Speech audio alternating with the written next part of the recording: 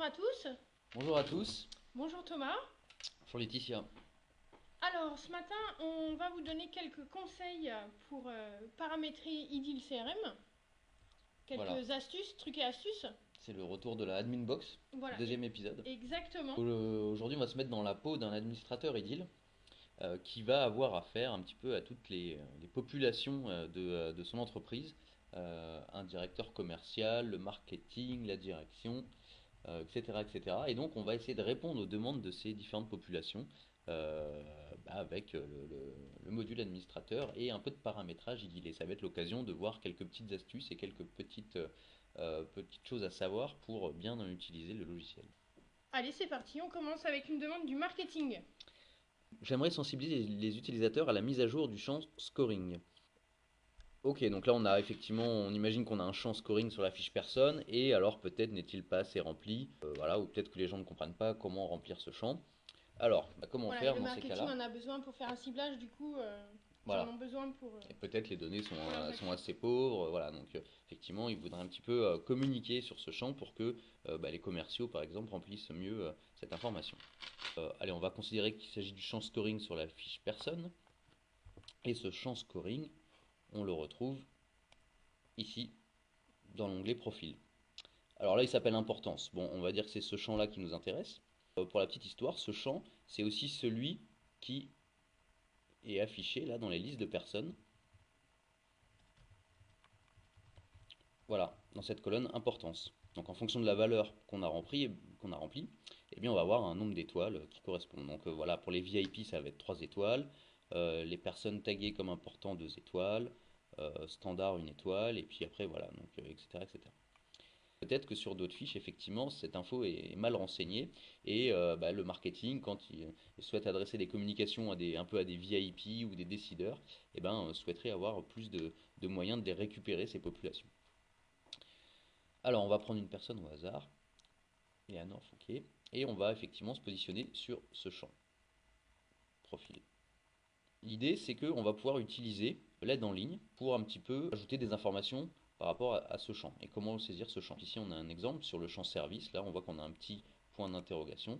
Quand on clique dessus, et ben voilà, on a une petite aide qui s'affiche, et on va voir que, en fait, un administrateur peut totalement utiliser cette fonction, et puis il peut mettre des contenus comme ça où il veut. Alors d'abord, on va aller dans les options. On va aller activer une option qui est assez magique, qui s'appelle help.activate. Et Donc on voit cette que... option, c'est quoi? Alors, Avec cette l'aide en option, ligne? elle va nous permettre de passer en mode modification de l'aide en ligne. On voit que là, elle est à faux, on va la passer à vrai. On va enregistrer et on va publier, ce qui va nous permettre à Edil de prendre en compte cette option. Là, ça veut dire qu'on l'active. Voilà. Alors, pour utiliser ce mode d'aide en ligne, il faut se connecter et se reconnecter. Donc là, voilà, on va faire la petite manip. Et là, cette fois-ci, on va voir qu'il va y avoir des petits points d'interrogation qui vont apparaître un petit peu partout. Et par exemple, on va aller sur la fiche d'une personne, et cette fois-ci, j'ai des petits points d'interrogation à tous les endroits. Alors j'en ai toujours sur mon champ service, d'accord? Donc si je clique dessus, hop, j'ai ce champ qui apparaît. Et là, je vais pouvoir modifier l'aide en ligne qu'on a vu tout à l'heure. Alors au passage, vous voyez qu'on peut mettre aussi des contenus multilingues, hein. Et alors, on va s'intéresser à notre champ importance. Alors là, on voit que c'est sur tous les champs. On peut Oui. choisir les champs sur lesquels l'aide en ligne apparaît. En fait, là par exemple, le champ contact principal, par exemple, il n'y a pas d'aide disponible. Donc là, Edil me propose le point d'interrogation pour ajouter une aide, mais si j'en mets pas, pour l'utilisateur, en fait, il n'y aura pas d'aide en ligne qui va s'afficher. Donc D'accord. en fait, effectivement, avec ce mode, je peux en ajouter un petit peu partout. Parce que là, on est dans la peau de l'administrateur. Oui, c'est C'est pour ça. ça qu'on a tous les points d'interrogation qui apparaissent. T'as tout compris, Laetitia. En tant qu'utilisateur, j'aurais peut-être deux ou trois points d'interrogation qui apparaîtraient. J'ai seulement voilà, les contenus qui sont activés, effectivement. Alors, on va rajouter une petite aide sur le champ importance. Pas d'aide disponible, voulez-vous créer une nouvelle page d'aide? Oui. Et là, on va indiquer remplir le champ importance. VIP, par exemple, on pourra mettre une aide pour chacune des valeurs. VIP, on va dire que c'est les décideurs. Important, on va dire que c'est les influenceurs. Après, on va mettre par exemple les standards, on va dire que c'est des opérationnels. Merci de remplir cette information. Voilà. Donc là, l'idée, c'est vraiment d'aider les utilisateurs et de leur dire comment renseigner chacune des valeurs de ce champ. On va enregistrer. Voilà. Et puis si je veux, après, je peux, comme ça, mettre à jour n'importe quelle information. Par exemple, langue principale, je vais dire ici, remplir le champ langue. Merci d'indiquer la langue du contact pour qu'il reçoive la newsletter dans sa langue. Si j'ai un contact espagnol, je vais dire qu'il parle espagnol, comme ça il recevra la newsletter en espagnol. Voilà, on enregistre. Alors vous voyez, je peux même mettre des contenus d'aide en ligne sur les onglets. Là, c'est celui-là qui me permettrait d'ajouter quelque chose. Ici, au niveau du scoring, etc., etc. Donc vraiment, là, on a la main. Et je peux même mettre un contenu pour l'ensemble de la fiche. Et du coup, l'aide en ligne apparaîtra à ce niveau-là. Et donc ici, là, je peux dire, vous êtes sur la fiche personne. Hop, etc. Et là, je peux mettre mon contenu pour indiquer à l'utilisateur où il est.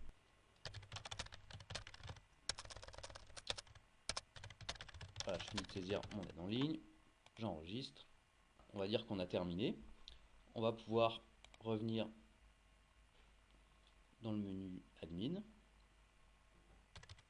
Hop, on va reprendre notre option et on va la repasser à faux pour faire disparaître les petits boutons. On va publier. Donc là, ça veut dire que l'aide en ligne n'est plus modifiable. Voilà. Et là, on va se reconnecter à Edil. Et on va aller par exemple sur la fiche de Jacques Monclar. Et là, je vais avoir ici mon champ importance avec voilà, la petite aide en ligne que j'ai remplie tout à l'heure. Alors ça apparaît en lecture, ça apparaît aussi en modification. Je vais retrouver ici le contenu du champ langue. Et j'ai également le contenu ici de la fiche personne. Ok. Voilà. Elle voudrait également définir une valeur par défaut pour ce champ. Alors effectivement, si je me mets en création d'une fiche personne, et bien là on voit que par défaut j'ai aucune valeur sur ce champ. J'ai pas de valeur par défaut. Ouais. D'accord. Alors comment on définit la valeur par défaut d'un champ de ce type? Déjà, ça peut, oui, effectivement, ça peut aider à avoir un taux de remplissage plus important. Voilà. Si par défaut, il y a une valeur. Alors c'est vrai qu'il faut faire attention à ça. C'est bien parfois de mettre une valeur par défaut, parce qu'effectivement ça va être rempli, mais faut-il encore que l'utilisateur après soit conscient quand même qu'il faut remplir ce champ et éventuellement modifier ce qui est proposé par défaut. Alors on va aller s'intéresser à ce champ importance. Alors vous voyez au passage ici qu'on a une colonne score, donc c'est grâce à cette colonne qu'on a le nombre d'étoiles qu'on a vu tout à l'heure. Hein.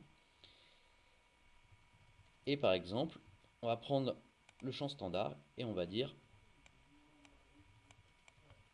qu'on veut le définir comme valeur par défaut. Alors pour définir une valeur comme valeur par défaut du champ, il faut lui mettre un ordre de 0. Si là je fais publier,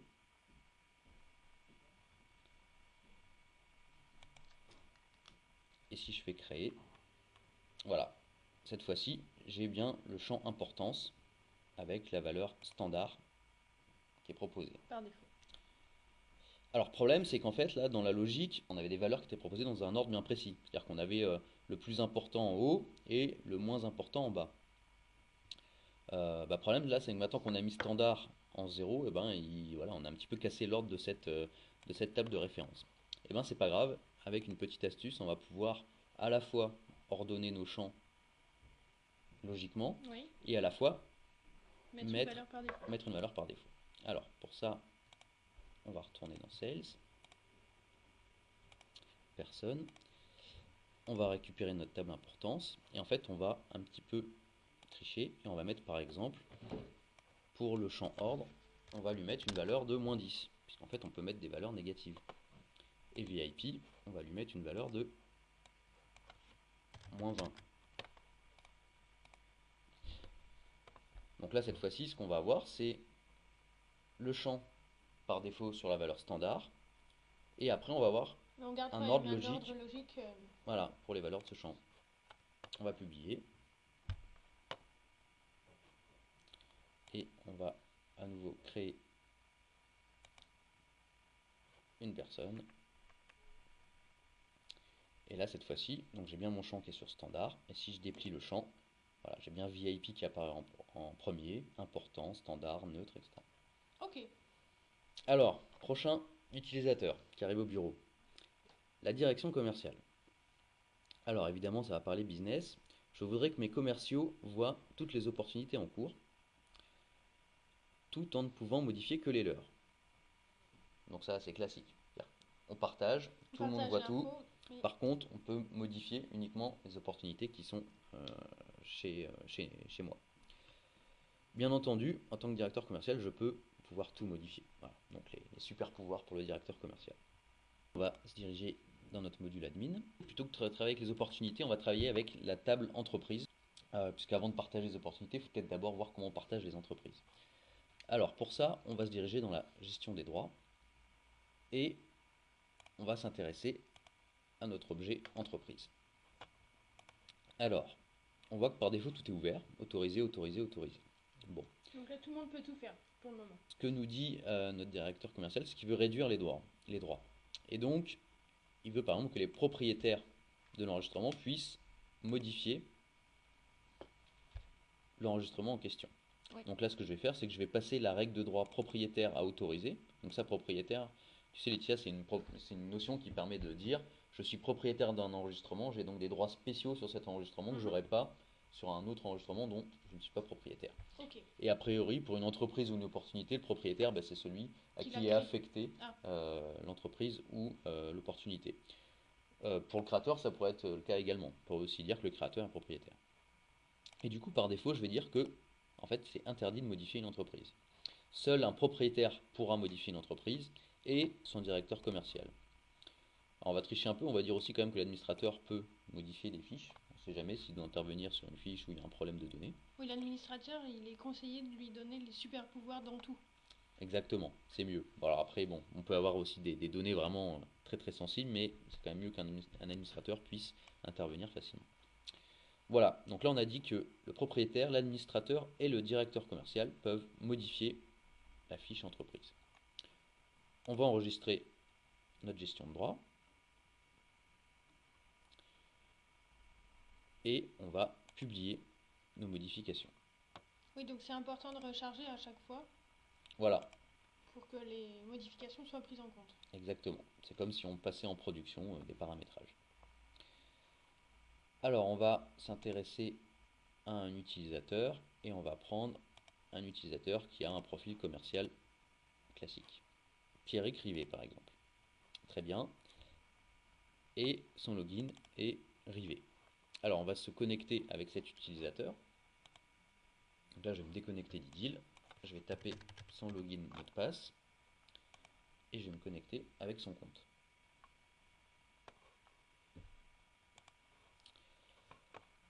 Voilà, donc on accède à son pipeline commercial, ses opportunités, etc. etc. Et on va regarder si notre gestion de droit sur les entreprises a bien été prise en compte. Donc là, je vais regarder d'abord les entreprises dont je suis propriétaire. Là, on a bien Pierrick Rivet qui est commercial en charge du compte Air Canada. Voilà, donc là c'est bon, j'ai bien le bouton modifier, donc je peux modifier librement cette fiche. On va s'intéresser maintenant à une fiche dont je ne suis pas propriétaire. On va vider le champ commercial. Et là, on a notre bouton modifier qui a disparu. Oui, alors par contre, il y a supprimer. Oui, alors voilà, tel qu'on l'a défini là, effectivement, on n'a pas le droit de modifier la fiche d'un petit camarade, par contre on peut lui supprimer. Par contre, on peut tout lui supprimer. Alors du coup, ce qu'on va faire... Revoyons ça. Voilà, il faut intervenir. On va aller dans la gestion des droits. On va se diriger dans le module administrateur. On va aller dans la gestion des droits, dans le menu règles. On va reprendre l'objet entreprise et on va faire exactement la même chose pour la suppression. Donc on va dire que le propriétaire a le droit de supprimer une fiche qui lui appartient, l'administrateur également, et éventuellement le directeur commercial. Et on va mettre interdit. Bien vu Laetitia. Tac. Donc voilà, on a défini les mêmes gestions de droit donc, par défaut, pour la suppression. La modification, la suppression sont interdites. On va recharger la description et cette fois-ci on va se connecter avec notre profil commercial Pierre Crivet. On va aller sur les entreprises. On va sélectionner une entreprise qui n'est pas dans le portefeuille de Pierre Crivet, R plus Flight. Et là cette fois-ci j'ai bien ni le bouton modifier ni le bouton supprimer. Alors que sur une fiche dont je suis propriétaire, Air Canada, je vais bien pouvoir et modifier et supprimer cette fiche. Est-ce que c'est toujours le champ par défaut qui l'emporte sur les autres droits? Ah bah non justement, c'est ça l'intérêt. En fait par défaut c'est vraiment la dernière règle qui va être prise en compte. C'est-à-dire que si je ne fais partie d'aucun groupe précédent, c'est-à-dire je ne suis pas dans la case entre guillemets directeur commercial, je ne suis pas dans la case administrateur, je ne suis pas dans la case propriétaire, à ce moment-là j'entre dans les conditions pour prendre la valeur par défaut. C'est exactement ça. Il y a des règles de priorité sur tous ces différents cas possibles. Elle est définie dans le manuel administrateur. Si j'ai un rôle qui m'autorise à faire une action, je vais avoir le droit. Si j'ai aucun rôle qui m'autorise, mais que j'ai un rôle qui m'interdit, par exemple comme ça, alors je ne vais pas avoir le droit de faire l'action. Et enfin, si, par exemple, là c'était le cas tout à l'heure, si j'ai mes rôles qui ne disent rien, donc là voilà, la valeur est vide, alors c'est la règle propriétaire qui va être utilisée. Et si la règle de propriétaire n'est pas utilisée, c'est le cas ici pour la lecture, alors c'est la règle par défaut qui va être utilisée. Par défaut, vous voyez d'ailleurs, on ne peut même pas le passer à vide, donc il est forcément rempli ce champ. Alors que la règle de propriétaire ou la règle sur les profils utilisateurs peut être vide. C'est-à-dire qu'en gros, on délègue la règle au niveau d'en dessous. Voilà, pour plus d'infos, regardez le manuel administrateur, hein, c'est bien défini, hein, ces règles de priorité dans les règles du droit. Alors, il y a un dernier test qu'on n'a pas fait, c'est le directeur commercial. Alors, on va aller choisir un rôle, directeur commercial, et on voit qu'il y a beaucoup de directeurs commerciaux dans cette entreprise. Alors, on va prendre Sébastien Clerc. Il a bien le profil directeur commercial et donc on va essayer de se connecter avec lui. Son identifiant c'est manager. On va se connecter avec lui, on va voir si lui peut modifier et supprimer des fiches qui ne lui appartiennent pas. Alors là je lui ai affiché ses comptes à lui, bon il est directeur commercial donc il n'en a pas qui lui appartiennent directement. Et là par exemple j'ai les fiches de Dominique Miller et Pierre Crivet, donc Acajou Mag et Air Canada. On va voir de quel droit bénéficie Sébastien Clerc, donc c'est bon, il peut modifier et supprimer Acajou Mag, qui appartient à Dominique Miller, et il peut modifier ou supprimer la fiche de Pierre Crivet. Alors évidemment, si je n'ai pas les droits en lecture sur une fiche, dans la liste de recherche, je ne vais pas le voir apparaître. Donc c'est-à-dire que voilà, donc là si j'avais dit Pierre Crivet ne peut voir que ses entreprises à lui, il n'aurait jamais trouvé Air Canada par exemple. Du coup c'est aussi la même chose pour les ciblages. C'est-à-dire que si un profil commercial fait un ciblage, du coup il fera un ciblage uniquement sur son portefeuille à lui. D'accord. Et il ne fera pas des requêtes sur les comptes de ses petits copains. Bon, un autre utilisateur arrive au bureau. Il s'agit d'une ingénieure commerciale. Alors, qu'est-ce qu'elle nous dit? Elle a l'air très enthousiaste, décidément. Je voudrais relancer tous les contacts à qui j'ai envoyé un devis durant les 6 derniers mois. Ok, très bien. Donc là, j'imagine que ce qu'elle veut, c'est d'avoir un petit outil qui va l'aider facilement pour faire un petit peu ses relances. Voilà, notamment la période estivale où il y a peut-être un peu moins d'activité. Donc c'est le moment un petit peu de réveiller les contacts un peu dormants. Alors, ce qu'on peut lui proposer, eh bien, c'est un outil comme les questions types. Voilà, c'est quand même un outil relativement récent. Ces questions types, c'est en fait des ciblages à trous qu'on va pouvoir partager avec les utilisateurs. Alors, ciblage à trous, ça veut dire quoi? C'est-à-dire qu'au moment où j'exécute le ciblage, je vais avoir des questions qui vont m'être posées et je vais pouvoir renseigner certains paramètres qui vont agir sur le ciblage. Je veux dire que c'est une sorte de ciblage pré-rempli. Exactement. Ça permet en fait à un utilisateur lambda d'utiliser un ciblage sans forcément avoir à le paramétrer. Alors du coup, on va le paramétrer pour notre commercial. Et alors cette fois-ci, on va se diriger vers le module marketing, puisque les ciblages, vous le savez, sont proposés par le module marketing. Et alors, on va pouvoir commencer notre ciblage. Alors, ce qu'elle nous dit, c'est qu'elle veut relancer tous les contacts qui ont une opportunité. Donc, il faut bien sélectionner l'état qui correspond. Donc là, vous voyez, j'ai mis un premier critère sur le comptage d'opportunités. Donc tous les gens qui ont au moins une opportunité. Et là, on va mettre l'opportunité dont l'état est égal Alors, qu'est-ce qu'on a qui pourrait correspondre à proposition émise. Allez. on va valider notre deuxième critère. Donc là, j'ai tous les gens à qui on a rentré une opportunité qui est à l'état proposition émise. Oui. Alors ce qu'elle nous dit, c'est qu'elle veut quand même travailler sur une période, durant les 6 derniers mois. Bon, alors du coup, on va pouvoir lui remplir le champ opportunité avec la date de création. Et on va dire toutes les opportunités dont la date de création est supérieure ou égale à... Alors 6 mois, bon, on va dire que c'est depuis le 1er janvier Donc 2016. là, on est en train de lui faire un ciblage qu'elle pourra réutiliser la semaine prochaine, dans un mois et tout ça. Exactement. Voilà, c'est pour ça qu'on n'a pas pris une date.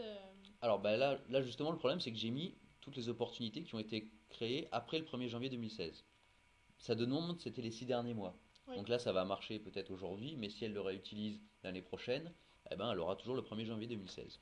Du coup, la petite astuce là, ça va être plutôt d'utiliser une autre possibilité des ciblages,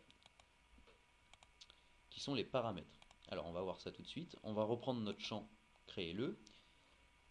On va toujours mettre supérieur ou égal.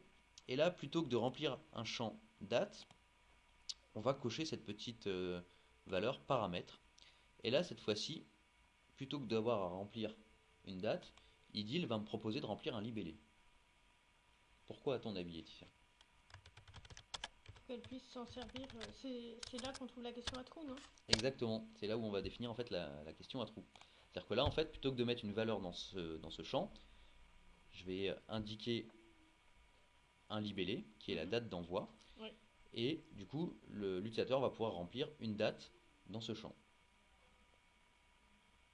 On va enregistrer, et donc là j'ai bien, voilà, j'ai bien mon critère. Alors je peux faire un petit peu des tests si je veux, et puis à la fin je peux enregistrer ce ciblage. Et là en fait on voit qu'on a le paramètre question type qui est activé. On va voir tout à l'heure l'impact que ça peut avoir. Donc là je vais lui donner un nom, donc relancer mes devis, envoyer. Et on va enregistrer ce ciblage qui est en fait tagué comme question type. Du coup, je vais avoir ici une entrée question type. Et là, je vais retrouver en fait toutes les questions types qui sont partagées. Donc là, par exemple, c'est d'autres ciblages que j'ai fait pour les utilisateurs qui peuvent utiliser voilà, des prospects par BU, bon, etc., etc. Et là, je retrouve bien ma question type, relancer mes devis envoyés. Alors, on va se connecter avec un profil utilisateur. Et alors, vous voyez, dans le menu Sales, j'ai bien une entrée question type. L'idée, c'est de faire une sorte de pot pourri des pense-bêtes des ciblages pour les commerciaux, par exemple. C'est exactement ça. Et là, je vais retrouver ma question type relancer mes devis envoyés. Alors j'aurais pu mettre aussi une petite description là. Je vais faire quelques petits tests. Alors plutôt que de faire calculer, je vais faire directement exécuter. Et là, je peux mettre la date d'envoi de mes devis. Et là, je vais indiquer effectivement voilà, 1er janvier 2016. Je vais valider. Relancer mes devis envoyés, très bien. Et là, du coup, je vais pouvoir accéder à ma population. Et là, je vais retrouver voilà, tous les contacts à qui j'ai envoyé un devis et que je vais donc pouvoir relancer. Et donc là, avec la question à trous, on voit que ça peut évoluer au fil du temps. Ce ne sera pas figé. Exactement. Alors du coup, je vais pouvoir travailler sur chacun des contacts. Donc là, monsieur Patrick Paccard, par exemple. Et je vois effectivement, on a ici une opportunité qui est à proposition émise. Mettons que je l'appelle et puis que je fasse un petit peu évoluer cette opportunité. On va dire par exemple qu'elle est gagnée. Hop, on va l'enregistrer. Et puis on va contacter quelqu'un d'autre, par exemple Madame Laurence, Iris. Hop, elle, même chose. Elle va avoir son opportunité à proposition émise. Hop, je vais travailler dessus. Et là, mettons que cette fois-ci, par contre, hop, elles disent que voilà, elle veut abandonner, elle a plus besoin d'être équipée, de partir en Corse. Voilà, donc je vais travailler un petit peu mes opportunités. Je vais aussi pouvoir rafraîchir cette population. Voilà, donc là j'ai bien mes 26 personnes. Tout tout à l'heure, il y en avait 28. Et ben, les deux qui sont Ouais, partis, il y c'est avait 26 effectivement... entreprises et 28 personnes. Tout à fait. Ok. Alors, des petites questions là sur ces ciblages. Le ciblage est-il visible par tous les utilisateurs ou peut-on appliquer des droits d'accès sur les questions types? Alors par défaut, il y a pas de règles de droit qui sont définies, donc ça va être partagé par tout le monde. Alors, disons que ce qu'on conseille en général, c'est de partager les questions types. Ça peut être intéressant. Les ciblages, c'est pas forcément intéressant de les partager. Alors là, par défaut, ils sont proposés dans le menu Sales, mais souvent ce qu'on fait, c'est qu'on les enlève du menu Sales Oui. et on les met uniquement dans le module Marketing parce que effectivement, bon, c'est pas forcément intéressant que tout le monde ait accès à ces ciblages. En revanche, les questions types, là, c'est bien de pouvoir les partager. Alors, pour rester sur les questions types, à partir de quelle version les questions types ont-elles commencé à exister dans Eagle CRM? Alors en fait, elles ont commencé à exister, je pense, dans les versions 2009, mais elles ont évolué récemment. Voilà, mais bon, il y avait déjà cette notion Il y avait une première version des voilà, questions types. première version des questions types en 2009. Donc tout ce qu'on a vu là, on pouvait le faire en 2009, et on les a un petit peu améliorés l'année dernière dans la version Winter 2015. Mais là, tout ce qu'on a vu, on pouvait déjà le faire depuis 2009. Donc, c'était un ciblage sur les devis que tout le monde avait réalisés et non pas Ah, c'est vrai, bien vu. la commerciale. Effectivement, alors ce que j'aurais dû faire, c'est mettre ici un critère sur les opportunités. Et on va indiquer qu'on veut que l'acteur soit égal à... Alors là, soit je mets un nom d'utilisateur, Dominique Miller. Bon, pourquoi pas. Mais le problème, c'est que ça va marcher que pour l'utilisateur Dominique Miller. Et donc, on va pouvoir utiliser un paramètre qui existe uniquement C'est l'acteur en session. quand on a choisi voilà, un champ de type acteur, qui est l'acteur connecté. Donc là, en fait, ça va jouer forcément les opportunités de l'acteur connecté, c'est-à-dire qu'il est en train d'utiliser le ciblage. Voilà, exactement.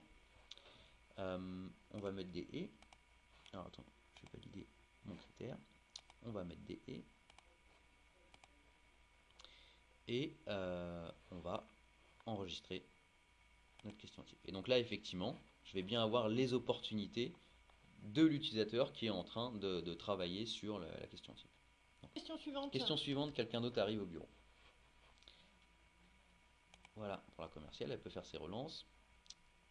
Le directeur des ventes qui voudrait le pipeline commercial de son équipe et une vue sur les opportunités en cours.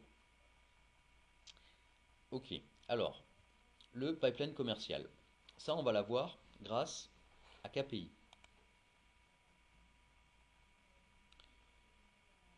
Alors, en fait, il se trouve que c'est un graphique qui est proposé par défaut, d'accord, mais j'aurais pu aussi le créer moi-même, d'accord. Allez. Mais bon, là, on va aller rapidement et on va utiliser ce graphique donc, qui me permet en fait d'avoir une vue sur toutes les opportunités, mais en forme de pipeline, pour voir un petit peu voilà, quel est le volume d'opportunités sur chacun des statuts de vente.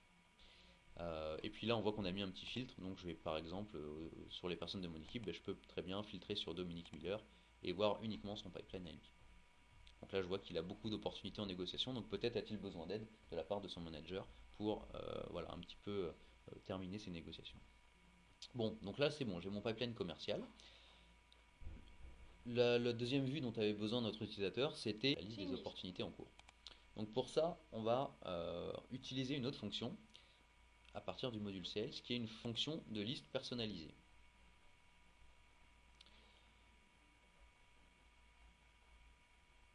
Donc là, on va, alors du coup, on va se connecter avec le profil de notre utilisateur, manager, et avec lui, on va paramétrer une liste personnalisée. Alors, on va se diriger dans le menu opportunités. Et là, on voit que par défaut, cette liste en fait me donne la liste de mes opportunités qui sont à l'état en cours. Bon, pour un manager, c'est pas forcément intéressant. L'équipe. Voilà, lui, c'est les opportunités de son équipe, des ingénieurs d'affaires qu'il manage. Du coup, on va personnaliser cette liste. Enfin, on va garder ce champ acteur, mais on va surtout ajouter un autre champ, qui est le champ manager.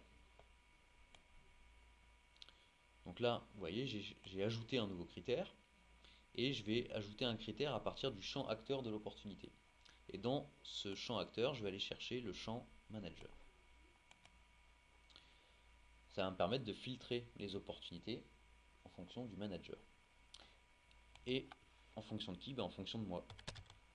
Donc là, je vais voir toutes les opportunités des acteurs que Sébastien Clerc manage. Et Sébastien Clerc, c'est moi qui suis connecté à IDIL. Également, je vais ajouter une colonne pour voir quel est l'acteur en charge de chaque opportunité. Je vais retirer le champ titre, ça ne m'intéresse pas forcément. Et puis on va agrandir un petit peu la zone acteur, on va la déplacer, on va la mettre juste après la colonne entreprise. Voilà, j'ai fait ma liste. C'est bien les opportunités en cours. Donc je vais pouvoir enregistrer cette liste personnalisée. Opportunité de mon équipe. C'est-à-dire qu'en fait, cette liste personnalisée, il n'y a que moi, Sébastien Clerc, qui vais pouvoir y accéder. Alors éventuellement, après, il y a des droits qui peuvent jouer. Hein. Mais là, on n'a pas mis de droit en lecture, donc effectivement, par défaut, on voit tout. Mais c'est vrai que, assez classiquement, on a souvent des droits en fonction de la propriété, de la hiérarchie. Donc c'est vrai que très souvent, en fait, le manager ne voit de toute façon que les opportunités de son équipe. Voilà. Donc là, j'ai bien les opportunités de mon équipe, de Sébastien Clerc. Voilà. Donc là, je vais retrouver ici. Alors, je retrouve aussi mes opportunités à moi, mais je vois aussi les opportunités des commerciaux que je manage. Ok. Bon, alors ce que voulait à la base notre directeur des ventes, c'était le pipeline commercial de son équipe et une vue sur les opportunités en cours. Et bien du coup, on va pouvoir utiliser le dashboard pour tout ça. Alors, on va lui modifier le dashboard qui lui est proposé. Les commandes signées, ça ne l'intéresse pas. L'état du service client, encore moins. Et on va faire un peu de place, on va enlever le mur. Voilà, donc là j'ai vidé le dashboard de mon utilisateur. Et je vais aller chercher les deux vues qui l'intéressent. Alors la première, c'est le pipeline commercial. Donc c'est un graphique KPI. Et je vais pouvoir aller le chercher parmi les graphiques qui sont partagés. Le pipeline commercial, le voici.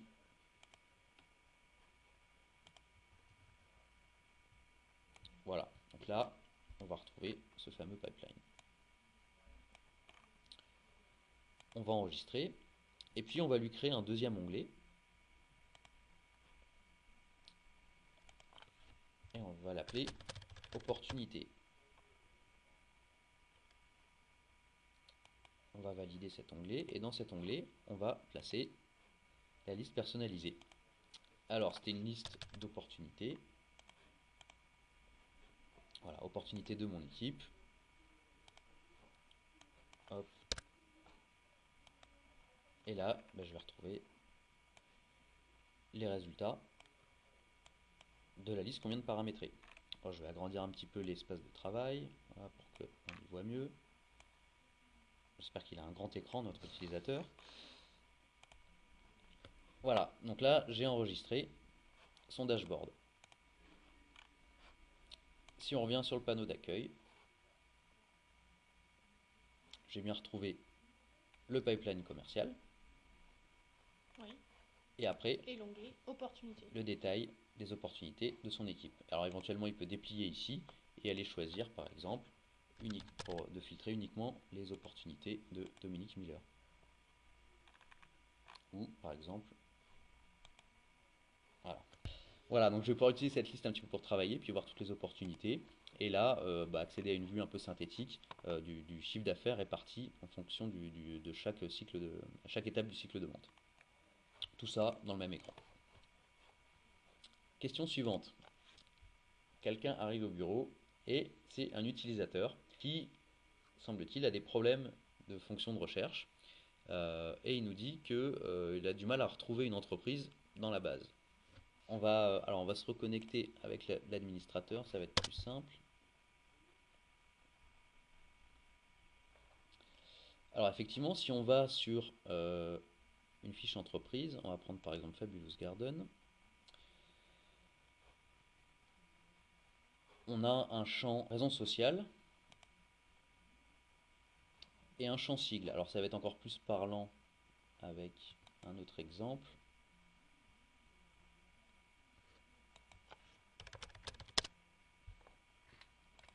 Voilà, par exemple, Banque nationale de Paris. Donc là, on voit que ce compte, en fait, a plusieurs manières, on a plusieurs manières de le catégoriser. Il y a sa raison sociale et puis il y a son sigle. Donc raison sociale, Banque nationale de Paris, sigle BNP. Ce que nous dit cet utilisateur, c'est que peut-être qu'en fait ce compte est connu sous le nom BNP. Voilà, en interne, tout le monde parle de BNP.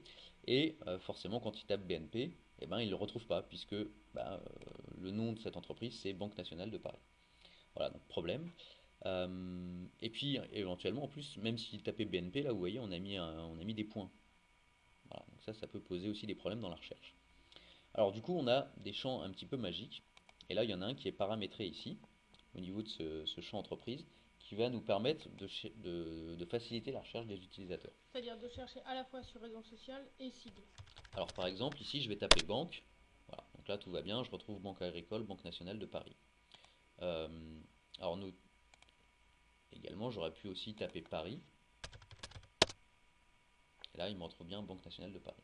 Bon, tout va bien. Je peux aussi taper b.n.p dans ce champ. Et là, même chose, il me retrouve bien Banque nationale de Paris. C'est-à-dire qu'en fait, effectivement, il recherche à la fois dans raison sociale et à la fois dans le sigle. D'accord. Mais, Alors, sans les points. bah voilà, probablement, quand on va rechercher BNP, bah on va pas taper b.n.p. Donc là, du coup, on va taper BNP. Et là, magique, il retrouve aussi ce résultat. Alors, c'est là qu'effectivement, on va soulever un petit peu le capot et on va aller voir la source de cette liste. Parce que vous savez, en fait, les listes, on peut les personnaliser. Vous voyez, c'est ce qu'on a utilisé tout à l'heure pour faire la liste d'opportunités. Mais vraiment, quand on veut aller plus loin, eh ben, on peut modifier le code de la liste. Donc là, on est vraiment sur du paramétrage avancé. Hein. Et ici, quand on va voir la source, accrochez-vous, on voit qu'effectivement, on a des petites subtilités. Là, on retrouve notre champ de recherche. Ici. Donc là, il cherche sur le champ AntCorp Name, c'est le champ raison sociale. Alors, on a mis un paramètre qui s'appelle substring search. Qui veut dire alors lui, ça veut dire qu'il va rechercher les mots de ce champ. Tout à l'heure, quand j'ai tapé Paris, c'est grâce à ce paramètre qu'il me l'a retrouvé. Si on ne l'avait pas mis, il n'aurait pas trouvé Banque nationale de Paris. Et puis on a encore un autre paramètre qui s'appelle Other Search Field, qui lui va me permettre de définir d'autres champs sur lesquels aller chercher. Et dedans, j'ai mis le champ ant acronyme qui est le champ sigle. Donc c'est grâce à lui qu'on a retrouvé b.n.p. Mais en fait, on a mis aussi d'autres champs, ant FLD1 et ant FLD6. C'est dans ces champs qu'on a paramétré des critères de dédoublonnage. Alors c'est des critères qui sont travaillés et c'est eux notamment qui contiennent les expressions sans les points ou sans l'accentuation par exemple. Du coup, c'est ce qui nous a permis là de trouver BNP sans les points. C'est ces champs qu'on a paramétrés côté dédoublonnage. Et puis petite subtilité, on a même mis ici le champ code, donc là c'est le code client. Bon. Autre usage, par exemple sur les particuliers. Là on va aller voir la source. Et là par exemple on a bien des champs nom et prénom. Et puis on a paramétré un troisième champ, ici, qui va chercher lui directement sur un critère de dédoublonnage, qui va chercher sur le nom, sur le prénom et encore sur un autre critère de dédoublonnage. Si on utilise cette liste, donc là on a bien nom et prénom. Pour faciliter la vie de l'utilisateur, on a créé cet autre critère qu'on a appelé personne. Et dedans, je vais pouvoir taper aussi bien son nom que son prénom. Voilà, donc là j'ai tapé Eva ou Novak. Voilà, j'ai retrouvé à chaque fois le résultat. Alors également, on peut aussi, alors par exemple là je vois que j'ai un Stéphane Durand. Alors si je recherche ce Stéphane, dans la base, alors si je le tape avec accent, évidemment, il me le retrouve, mais je peux aussi le taper sans accent. Voilà. Tout ça grâce à ces paramètres qu'on a vus et le paramètre Other Search Field. Ok. Ok. Alors il y a deux. Alors là c'est ce qui va arriver vraiment dans la prochaine version, donc à la rentrée, c'est le moteur de règles. Alors qui va permettre en fait de définir des règles business on va dire, ou des règles de notification dans l'application. Par exemple, en termes de notification, on va pouvoir dire qu'on envoie un email au manager lorsqu'il y a une nouvelle opportunité qui est créée avec un chiffre d'affaires supérieur à 100 000 euros. Donc ça, c'est un exemple de notification. Alors ça se prête bien aussi pour le service client, voilà, être alerté en fonction des événements de la demande. Et donc ça va permettre d'envoyer des emails et des SMS en interne ou en externe. On pourra aussi notifier les clients. Et après, en termes de règles de gestion, et ben, par exemple, on pourra mettre à jour l'agence de rattachement, Lyon par exemple, en fonction du code postal d'un compte, 69 001 par exemple. Voilà, donc ça va être pour vraiment mettre en place toutes ces règles un petit peu, soit de cohérence entre les champs, soit pour calculer des nouveaux champs, donc des différences de date par exemple, calculer des chiffres d'affaires en fonction de la TVA, calculer par exemple des marges, voilà, donc toutes ces règles un petit peu, on va pouvoir les définir grâce à ce moteur de règles, donc ça va être vraiment une grosse nouveauté et qui va vraiment un petit peu changer la manière de paramétrer IDIL et qui va arriver à la rentrée. Alors il y a ça, et il y a aussi dans la version d'après, donc là ça va être plus en lien avec une des dernières choses qu'on a vues là aujourd'hui, euh, une possibilité de rechercher en fonction de la phonétique. Enfin, c'est-à-dire en fait prendre en compte la syntaxe phonétique dans la recherche. Tu veux dire qu'on va pouvoir écrire en langage SMS? On va pouvoir rechercher en langage SMS en tout cas. Et par exemple, Laetitia, on pourrait rechercher Bon L, courage. A, I, T. Alors c'est vrai que ça va être un très bon exemple, donc ça va être un bon moyen de valider ce moteur. Et donc ça va nous permettre de mettre en place de la recherche phonétique dans IDIL, et notamment pour tout ce qui est la recherche de prénoms, de noms, voilà, donc, qui est effectivement parfois un petit peu laborieuse en fonction de la manière dont on l'a écrit. Alors il y a aussi des prénoms qui sont un petit peu spéciaux. Par exemple, le prénom Mathieu s'écrit de tout un tas de manières. Bon voilà, Laetitia, pas forcément évident à écrire non plus de par son orthographe. Bon, et puis également tous les prénoms, on va dire, étrangers qui peuvent parfois poser problème en fonction des utilisateurs. Paramétrez bien IDIL, vous avez maintenant toutes les clés en main. Et donc on vous dit à la rentrée. Merci, bonne journée. Merci à tous.